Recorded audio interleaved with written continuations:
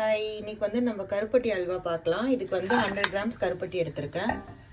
இதில் வந்து 2 டம்ளர் தண்ணி ஊற்றிருக்கேன். இது நல்லா குக் ஆகட்டும், நல்லா மெல்ட் ஆகி வரட்டும்.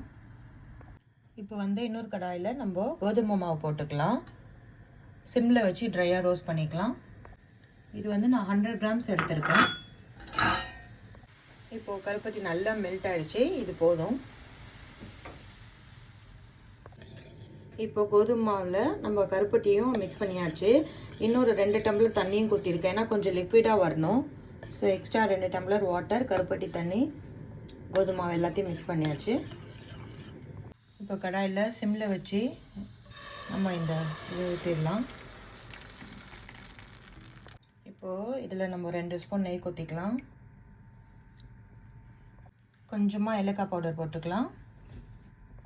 இப்போ இன்னும் 2 ஸ்பூன் நெய் ஊற்றிக்கிறேன்.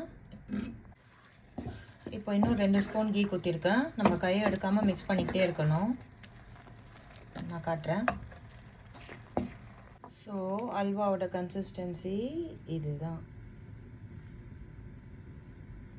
இப்படி வரணும். இப்போ நம்ம அடுப்பு ஆஃப் பண்ணிடலாம். இப்போ நம்ம அல்வாவை இன்னும் ஈஸியாக கன்சிஸ்டன்சி கண்டுபிடிக்கிறதுக்கு இங்கே பாருங்கள், கையில் ஒட்டவே ஒட்டாது. இதுதான் கண்டுபிடிக்கிறதுக்கு ஈஸியாக இருக்கும். மேலே நம்ம வந்து கீழ கேஷ்யூ ஃப்ரை பண்ணி போடலாம். நான் பிளேட்டிங் பண்ணிவிட்டு காட்டுறேன். நீங்களும் ட்ரை பண்ணுங்கள். Thank you so much.